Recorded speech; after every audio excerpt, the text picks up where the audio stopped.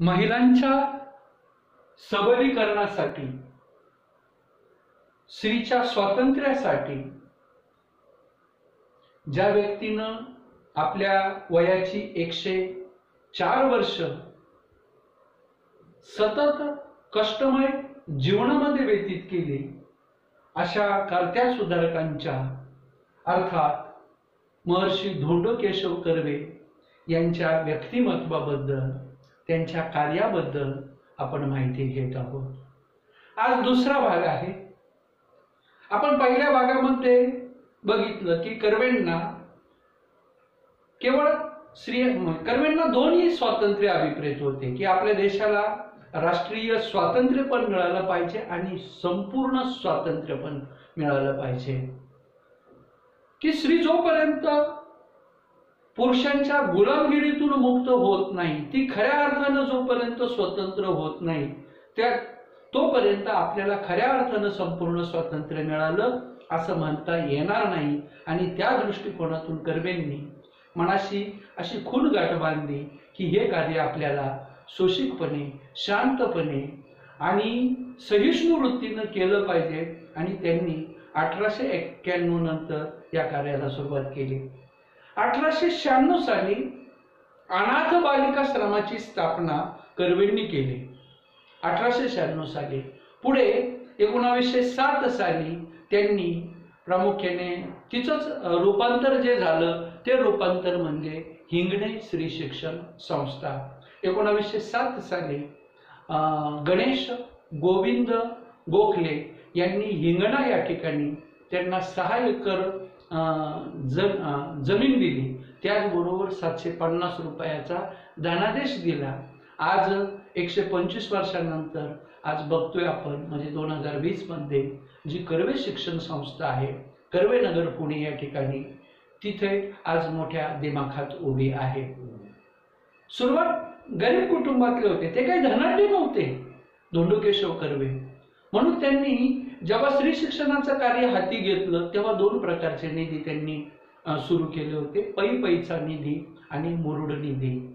कर्वेंच्या बद्दल त्यांचा ओघवता तक्ता आपण बघितला. कर्वे काय करायचे, करते का म्हटलेलं आहे त्यांना, कारण ते कोणत्याही कार्याबद्दल पहिल्यांदा विचार करायचे आणि एकदा की विचार मनामध्ये पक्का झाला की तो विचार ते आचरणामध्ये आणायचे.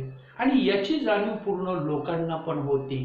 नेमकेपणा जो म्हणतो हा गणितातला गुण त्यांच्यामध्ये प्रामुख्याने होता. म्हणून ते इतर बोलक्या सुधारकांपेक्षा करते सुधारक अधिक होते. आणि लेखकांनाही तेच मत मांडलं की तेच जास्त श्रेयस्कर असतं.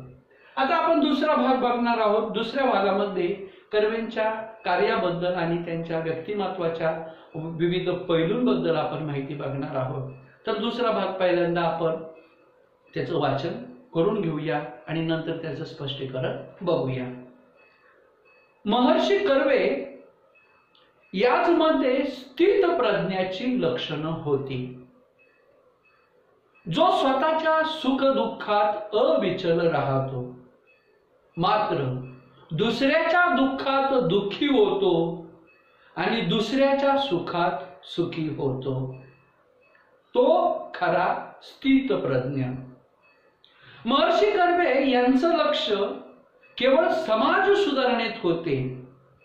त्यांना कुणावर ऋण ठेवायचे नव्हते, तसेच त्यांना कुणाच्या ऋणातही राहायचे नव्हते. कर्व्यांना कुठे जेवावे लागले तर ते पैसे काढून ताटा शेजारी ठेवून उठत. आपल्यावर पैसे कोणाला खर्च करू देत नसत.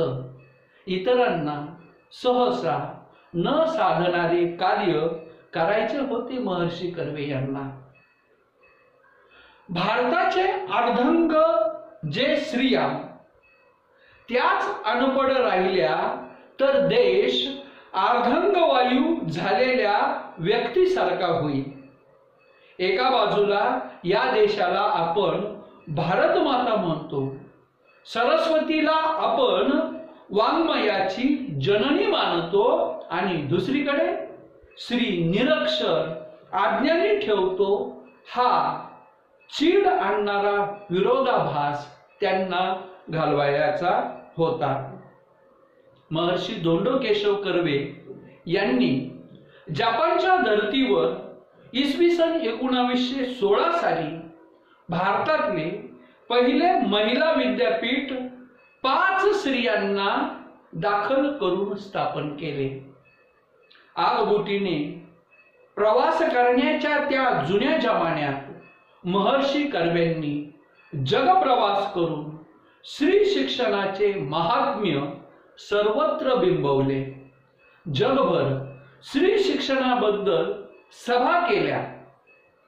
स्त्री ही स्वाभिमानी असली पाहिजे, ती शिकली पाहिजे, उच्च विद्या विभूषित होऊन पुरुषांशी स्पर्धा करू शकली पाहिजे, हे त्यांचं स्वप्न होतं.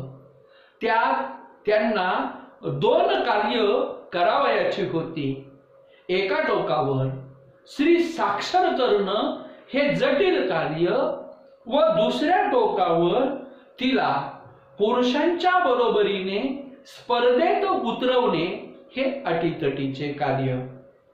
पुरुष प्रधान संस्कृतीत स्त्रियांवरील पारतंत्र्याचे जोखड उखडून टाकावे हे महाकठीण काम होते. गुरुत्वाकर्षणाविरुद्ध पृथ्वीबाहेर पडणाऱ्या रॉकेट सारखीच क्षमता तेथे आवश्यक होती.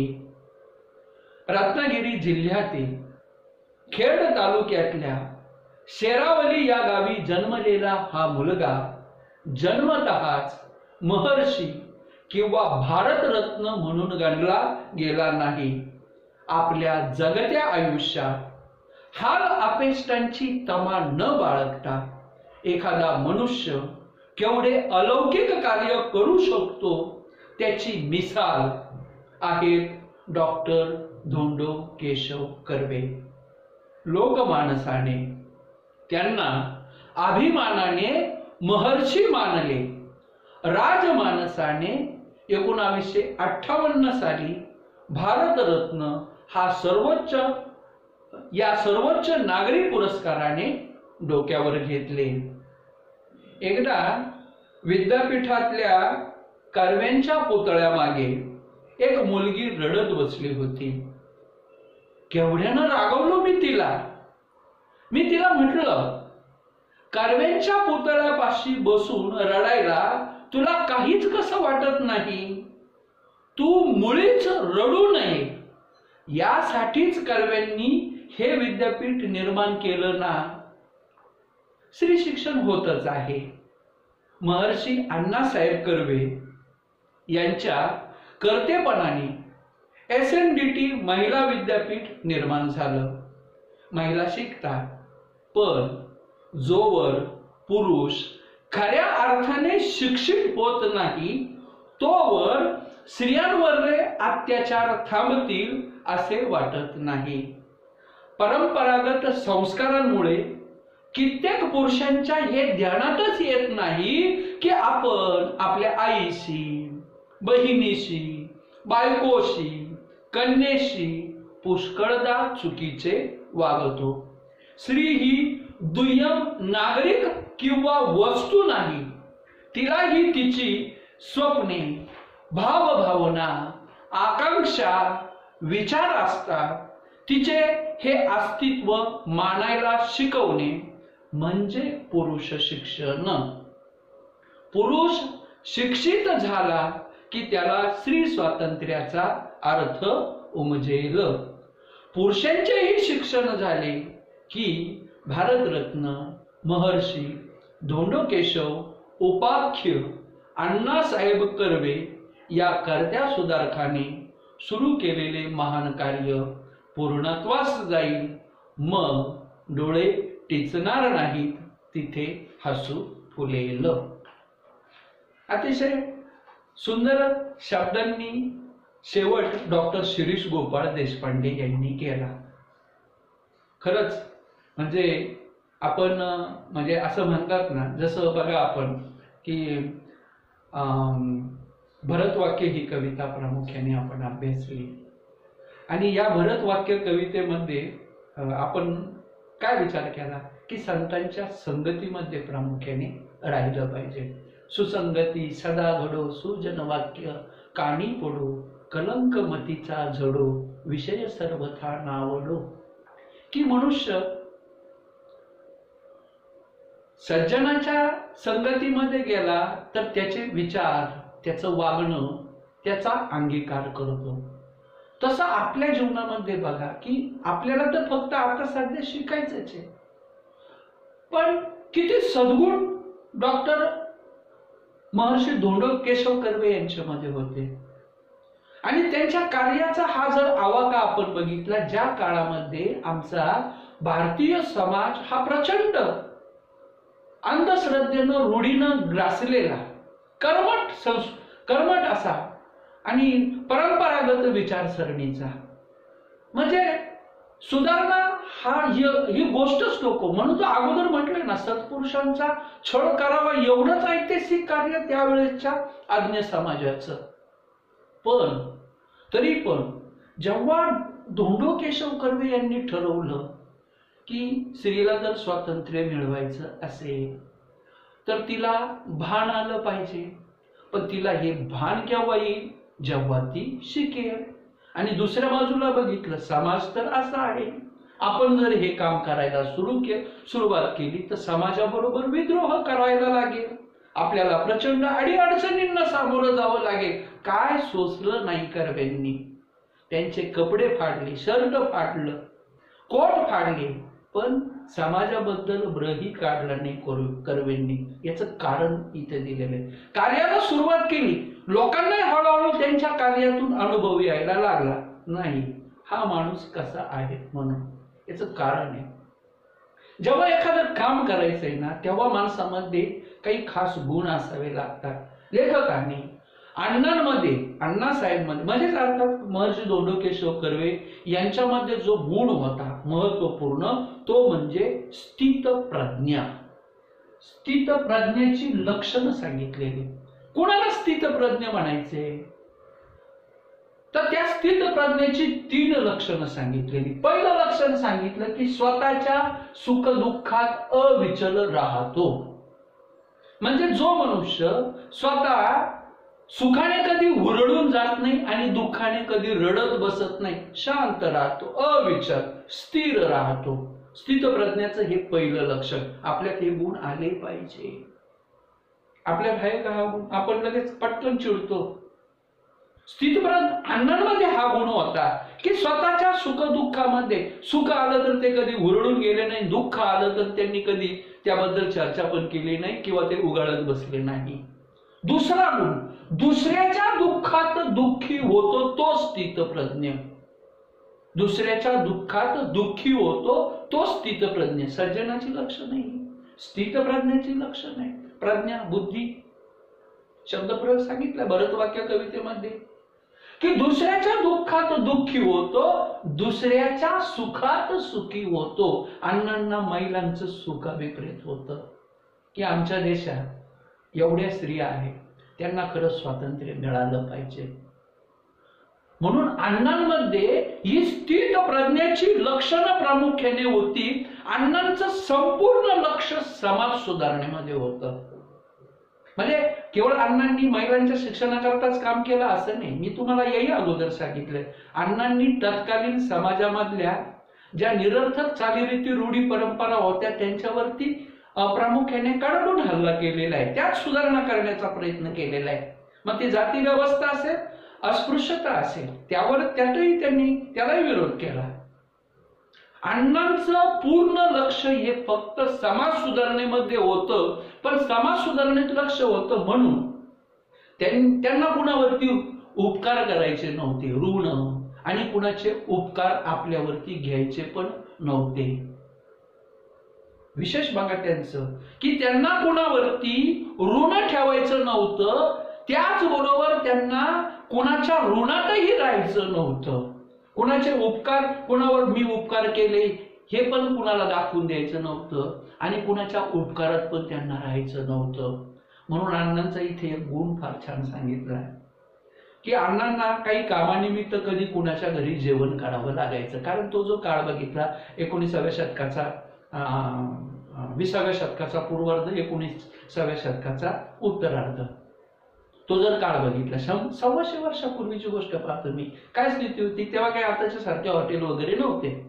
मग अण्णांना जर कोणाच्या घरी जेवावं लागलं तर अण्णा जेवण झाल्यानंतर उठण्यापूर्वी त्या ताटाजवळ पैसे ठेवायचे जेवणाचे.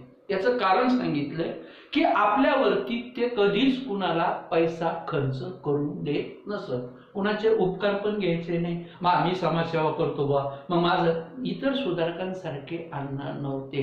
हे वाक्य फार सुंदर आहे. अण्णा प्रचंड स्थितप्रज्ञ होते, प्रचंड स्थितप्रज्ञ होते. आणि म्हणून कारण का, जे इतरांना जमू शकणार नाही असं कार्य अण्णांना करायचं होतं, असं कार्य अण्णांना करायचं होतं, म्हणून त्या दृष्टीने सांगितलंय. मग आता मूळ जो भाग आहे, या भागात अण्णांच्या कार्याचं काय, की अण्णांनी हा विचार केला की आमच्या भारताचं अर्धांग, म्हणजे आमच्या भारताचा विचार केला, आमच्या भारताचं अर्धांग म्हणजे स्त्रिया. म्हणजे थोडक्यात काय, आमच्या देशामध्ये, आमचा देश म्हणजे काय, निम्मे पुरुष निम्म्या स्त्रिया, थोडं कमी अधिक असेल, पण आमच्या देशाचा अर्धांग, अर्धा भाग जर देशाचा केला तर अर्ध्या स्त्रिया आहेत, अर्ध्या पुरुष आहेत. पण आमच्या देशातल्या स्त्रिया या जर अनपढ राहिल्या, अडाणी जर राहिल्या, तर आमच्या देशाची स्थिती कशी होईल, तर अर्धांगवायू झालेल्या व्यक्तीसारखी आमच्या देशाची स्थिती होईल. अर्धांगवायू याला इंग्रजीमध्ये पॅरालिसिसचा झटका मानतात प्रामुख्याने. ज्या व्यक्तीला अर्धांगवायूचा झटका जातो त्याचं अर्ध शरीर क्षीण झालेलं असतं, त्याला कुठलीही वेदना होत नाही, ते काहीच काम प्रामुख्याने करत नाही. मग आमच्या देशात जर अर्ध्या स्त्रिया आहेत, त्या जर अनपढ राहिल्या तर आमच्या देशाची स्थिती कशी होईल. श्री गोपाळ देशपांडेंनी सांगितली स्थिती की अर्धांगवायूचा झटका आलेल्या व्यक्तीसारख्या स्त्री होईल. एक बाजू पहा, आमच्या देशाला आम्ही एक बाजूला भारत माता म्हणतो, दुसरी बाजू पहा की सरस्वतीला वाङ्मयाची अर्थात साहित्याची जननी माता, आई आपण तिला म्हणतो. सरस्वती, सरस्वती कोण, स्त्री. भारत माता कोण, स्त्री. आणि एक बाजूला आम्ही सरस्वतीला जननी मानतो साहित्याची, दुसऱ्या बाजूला देशाला भारत माता मानतो. आणि आमच्या देशात मात्र आमच्या स्त्रियांना आम्ही निरक्षर ठेवतो, आज्ञेने ठेवतो. हा चीड आणणारा विरोधाभास, चीड आणणारा विरोधाभास सांगितलाय. काय सांगितलंय, एकीकडे सरस्वतीला आम्ही वाङ्मयाची जननी मानतो आणि दुसरीकडे मात्र स्त्रीला निरक्षर आज्ञेने ठेवतो.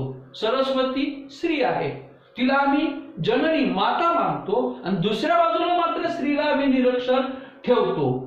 ही गोष्ट, हा जो विरोधाभास आहे, हा चीड आणणारा विरोधाभास प्रामुख्याने अण्णांना घालवायचा होता. म्हणून तर सांगितलं, अण्णा विचार करायचे, खोल विचार करायचे आणि त्यानुसार प्रामुख्याने ते आचरण करायचे. आणि त्याच दृष्टिकोनातून अण्णांनी जेव्हा जपानला भेट दिली, तिथं त्यांनी महिला विद्यापीठ पाहिलं होतं जपानमध्ये. त्या काळामध्ये अण्णांनी प्रवास जो केला तो आगबोटीने प्रवास केला, कारण त्या काळामध्ये अण्णा जगभर फिरले, त्या काळामध्ये विमानाचा शोध लागलेला नव्हता. तर अण्णांनी जेव्हा जपानला भेट दिली होती, तिथलं त्यांनी महिला विद्यापीठ पाहिलं होतं. आणि त्या महिला विद्यापीठाच्या धर्तीवरती अण्णांनी 3 जून 1916 रोजी आपल्या भारत देशात, आपल्या पुण्यामध्ये त्यांनी 5 महिलांच्या सहाय्यानं पहिलं महिला विद्यापीठ स्थापन केलं. म्हणजे त्यांच्या महिला विद्यापीठात पहिला दाखल झालेल्या 5 स्त्रिया जपानच्या धर्तीवरती त्यांनी दाखल केलं. आणि विशेष म्हणजे अण्णांनी, तो जुना जमाना, आता तुम्ही विचार करा 1916 म्हणजे 104 वर्षापूर्वीची जर स्थिती बघितली तर अण्णांनी केवळ आपल्या देशापुरतच कार्य केलं असं नाही, तर अण्णांनी जगभर प्रवास केला आगबोटीनं. त्या जुन्या जमान्यामध्ये आगबोटीनं प्रवास केला आणि स्त्री शिक्षणाचं महात्म्य त्यांनी जगभर बिंबवण्याचा प्रयत्न केला. युनायटेड किंगडम अर्थात इंग्लंडमध्ये, जर्मनीमध्ये, जपानमध्ये, अमेरिकेमध्ये त्याचबरोबर आफ्रिका खंडातल्या देशांमध्ये जाऊन स्त्री शिक्षणाचं महात्म्य त्यांनी जगभर बिंबवलं, जगभर सभा घेतल्या, जगभर सभा प्रामुख्याने घेतल्या।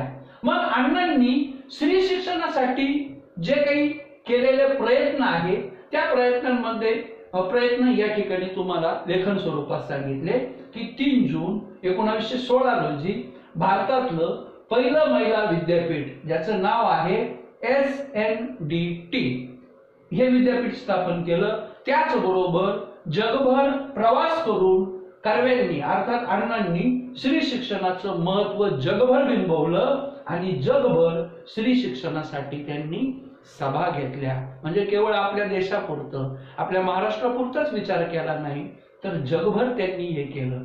आता हे जे SNDT विद्यापीठ आहे ते कसं आहे तर अण्णांच्या कार्य बघून श्री विठ्ठलदास ठाकरसी या व्यक्तीनं अण्णांना 15 लाख रुपयाचं अनुदान दिलं आणि विठ्ठलदास ठाकरसी यांच्या आईच्या स्मरणार्थ हे महिला विद्यापीठ सुरू झालं। मग त्यांच्या आईचं नाव होतं Shrimati Nathibai Damodar Thackersey, Shrimati S Nathibai N Damodar D आणि ठाकरसी महिला महाविद्यापीठ म्हणून आता कर्वेनगरमध्ये हे जे विद्यापीठ आहे महिला विद्यापीठ SNDT हे महिला विद्यापीठ 3 जून 1916 ला स्थापन झालं। म्हणजे या विद्यापीठाला स्थापन होऊन आता 104 वर्ष पूर्ण झालेली आहेत। तर असं हे विद्यापीठ स्थापन केलं। तर या अण्णांचं प्रामुख्याने स्त्री शिक्षणाबाबत प्रामुख्याने काय स्वप्न होतं, महर्षी कर्वे यांची स्त्रियाबाबत काय स्वप्न होते तर महर्षी कर्वे यांची स्वप्न इथं दिलेली बघा। त्यांचं स्वप्न काय होतं स्त्रियांबाबत की स्त्री स्वाभिमानी बनली पाहिजे। आता तुम्ही म्हणाल स्वाभिमान कसा, अहो आजच्याही काळामध्ये पहा जी स्त्री कमवती नसते ना ती 10 वेळा नवऱ्याकडे जाते, हो 100 रुपये द्यावं याला लागतात, हो 50 रुपये द्यावं याला लागतात। पण जर स्त्री कमवती असेल तर ती स्वाभिमानी असते। मग तिला जर स्वातंत्र्य मिळालं तरच ती काम करू शकेल, तिनं काम केलं तर पैसा पण मिळेल। अर्थात ही मानसिकता आता हळूहळू बदलत चाललेली। अण्णांची काय स्वप्न होती स्त्रियांबाबतची की स्त्री स्वाभिमानी बनली पाहिजे। दुसरी गोष्ट स्त्री शिकली पाहिजे। विद्यार्थी मित्रांनो, आपण शहरी भागामध्ये राहतो, अलीकडे तसं शिक्षणाचं महत्व आपल्याला बऱ्याच जणांना कळालेलं आहे, पण अजून सुद्धा माझ्या भारत देशामध्ये बराचसा दुर्गम भाग आहे जिथे माझे आदिवासी बांधव राहतात। अजून पण समाजातले बरेचसे लोक हे शिक्षणापासून वंचित राहतात। ग्रामीण भागात अजून सुद्धा बघा तुम्ही, आपल्या देशानं तशी शिक्षणाच्या क्षेत्रामध्ये बरीचशी प्रगती केलेली आहे। महाराष्ट्र तर त्या बाबतीत अग्रेसर आहे। आता नसलं तरी बऱ्यापैकी 10वी पर्यंत शिक्षणाची सोय बऱ्याच खेड्यापाड्यामध्ये झाल्यामुळे 10वी पर्यंत मुली शिकतात। परंतु 10वी नंतर जेव्हा खरं करिअर करण्यासाठी शिकायचं असतं तेव्हा अजून सुद्धा खेड्यातल्या मुलींना शिकायला मिळत नाही। म्हणजे अजून सुद्धा शिक्षणातली स्त्रियांची जी गळती आहे ती गळती बघितली ना तर डोक्याला हात लावासा वाटतो आणि मग विचार करावासा वाटतो की अण्णा, अहो तुम्ही जे स्वप्न पाहिलेले आहेत ना ते स्वप्न आम्हाला अजून सुद्धा पूर्ण करता येत नाही। खरं म्हणजे आमच्या राज्यकर्त्यांनी हा विचार सखोल करायला पाहिजे, म्हणजे तेव्हा आमच्या अण्णांचं हे स्वप्न पूर्ण होऊ शकेल। त्यांचं स्वप्न होतं की स्त्री शिकली पाहिजे, त्याचबरोबर उच्च विद्या विभूषित होऊन तिनं ती पुरुषांची स्पर्धा करू शकली पाहिजे। उच्च विद्या विभूषित MA MCOM MSc MPharmacy किंवा MD MBBS वगैरे यासारखं उच्च विद्या विभूषित झाली पाहिजे। तिनं पुरुषांची बरोबरी प्रामुख्याने केली पाहिजे, स्पर्धा केली पाहिजे। आणि पुढचं स्वप्न होतं की स्त्रीला सुद्धा पुरुषांइतकंच स्वातंत्र्य मिळालं पाहिजे, असा अण्णांचा दृष्टिकोन स्वप्न प्रामुख्याने होतं। आणि त्या दृष्टिकोनातून मग अण्णांना माहित होतं, मग याकरता अण्णांना 2 प्रकारची कामं करणं गरजेचं होतं। कसं 2 कार्य करायची होती। एक गोष्ट म्हणजे एका टोकाला स्त्रीला साक्षर करणं, हे अतिशय जटिल कार्य, गुंतागुंतीचं कार्य. अण्णांचे जे हे स्वप्न होतं त्यांना त्या दृष्टीनं दोन ठिकाणी कामं करावी लागणार होती की स्त्रीला साक्षर करणं ही खूप जटिल, कारण आजपर्यंत कधी स्त्री शिकलेलीच नव्हती. तिला शिकवणं म्हणजे किती मोठा समाज आहे. हे स्त्रीनं काय शिकायचं, तिनं फक्त चूल आणि मूल, पोरं बाळ सांभाळायचे, स्वयंपाक करायचा, घरच्यांना खुश ठेवायचं, आणि त्यामुळे तिला साक्षर करणं हा तर भाग वेगळाच. आणि दुसरी गोष्ट, तिला पुरुषांच्या बरोबरीनं स्पर्धेत उतरवणं. त्या काळात पुरुषांच्या बरोबरीनं स्त्रीनं काम करणं म्हणजे पुरुष म्हणा पा लागली माझ्याशी बरोबरी करायला. विचार करा किती कठीण गोष्ट होती. म्हणजे एक बाजूला स्त्रीला साक्षर करायचं, दुसऱ्या बाजूला तिला पुरुषांच्या बरोबरीनं स्पर्धेत उतरवणं, हे अतिशय अटीतटीचं कार्य होतं. आणि विशेष म्हणजे स्त्री जी परंपरेनं चालत आलेली होती, पुरुषांच्या गुलामगिरीमध्ये असणारी ही जी स्त्री होती, तिचं पारतंत्र्याचं जोखड उखडून टाकणं ही खूप कठीण गोष्ट होती. किती कठीण गोष्ट आहे.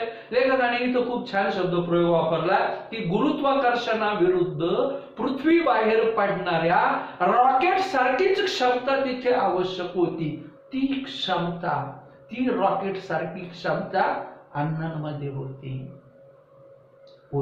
म्हणजे पण अण्णांनी, त्यांना माहित होतं मला काय करायचंय, कसं करावं लागेल, काय अडचणी येणार, माझ्यात कशी क्षमता पाहिजे. अण्णांना त्याची पूर्ण जाण प्रामुख्याने होती आणि ते काम अण्णांनी केलं. रत्नागिरी जिल्ह्यामध्ये खेड तालुक्यामध्ये शेरावली मुरुड या एका छोट्याशा खेडामध्ये जन्मलेला हा महान असा व्यक्ती, तो काही जन्मतःच महर्षी होता का? त्यांना काही जन्मतः भारतरत्न किताब प्रामुख्याने मिळाला का? नाही. त्यांना हा जो किताब मिळाला, भारतातला सर्वोच्च नागरी सन्मान मिळाला, जो आपल्या भारत सरकारने म्हणजे राजमाणसाने दिला, तो काही आपोआप नाही मिळाला. कारण अण्णांनी त्यांच्या आयुष्यामध्ये जे काही अण्णांना 104 वर्षाचं आयुष्य लाभलं, त्या आयुष्यामध्ये कुठल्याही प्रकारच्या हाल अपेष्टांची तमा न बाळगता सर्व प्रकारचे कष्ट सहन करून अण्णांनी ह्या ज्या लोकांनी दिलेला, म्हणजे लोकमानसाने त्यांना सन्मानानं दिले, मानलं. महर्षी ही पदवी लोकांनी प्रामुख्याने त्यांना अभिमानानं दिलेली, लोकमानसाने त्यांना ही पदवी दिलेली की कर्वे यांना लोकमानसांनी दिलेली पदवी म्हणजे महर्षी, आणि कर्वे यांना राजमानसाने, राजमानस म्हणजे कोण? सरकार, सरकारने त्यांना दिलेली ही सर्वोच्च पदवी म्हणजे भारतरत्न. 1958 साली अण्णांना ही पदवी भारत सरकारनं दिली. 1955 साली अण्णांना पद्मविभूषण ही पण प्रामुख्याने महत्वपूर्ण पदवी अण्णांना मिळाली होती. कारण अण्णांनी आपलं संपूर्ण आयुष्य हे स्त्री शिक्षणासाठी, स्त्रियांच्या अन्यायाविरुद्ध त्यांना स्वातंत्र्य मिळवून देण्यासाठी, त्यांना सन्मानानं जगता यावं त्यासाठी त्यांनी आपलं आयुष्य वेचलं. लेखकाने इथे शेवट खूप छान सांगितले. म्हणे एकदा मी SNDT विद्यापीठामध्ये, श्रीमती नाथीबाई दामोदर ठाकरसी या विद्यापीठामध्ये कर्वेंचा पुतळा आहे तिथं, तर त्या कर्वेंच्या पुतळ्याजवळ एक मुलगी म्हणे रडत बसलेली होती. आणि ती मुलगी रडत बसलेली बघितल्यानंतर लेखक म्हणतात, मी रागावलो प्रचंड, तिच्यावरती मी खूप रागावलो. मी तिला काय म्हटलं?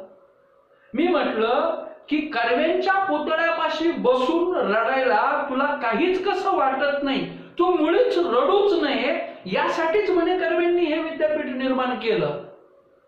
खूप छान प्रसंग सांगितलेला आहे की मुलगी ही कशी, म्हणजे अण्णांची ही स्वप्न होती. अण्णांनी का बरं SNDT विद्यापीठ स्थापन केलं? स्त्री स्वाभिमानी असली पाहिजे, ती शिकली पाहिजे, ती उच्च विद्याविभूषित झाली पाहिजे, पुरुषांच्या बरोबरीनं स्पर्धेत उतरली पाहिजे, तिला कोणी अबला म्हणता कामा नये, ती स्वतःच्या पायावरती उभी राहिली पाहिजे, रडण्याचं काहीच कारण नाहीये. म्हणून तर लेखक मानतात मी तिच्यावर रागवलंच. अगं अण्णांनी काय उगीच हे विद्यापीठ स्थापन केलं? म्हणजे आज बघा स्थिती बदलली. आज स्त्रिया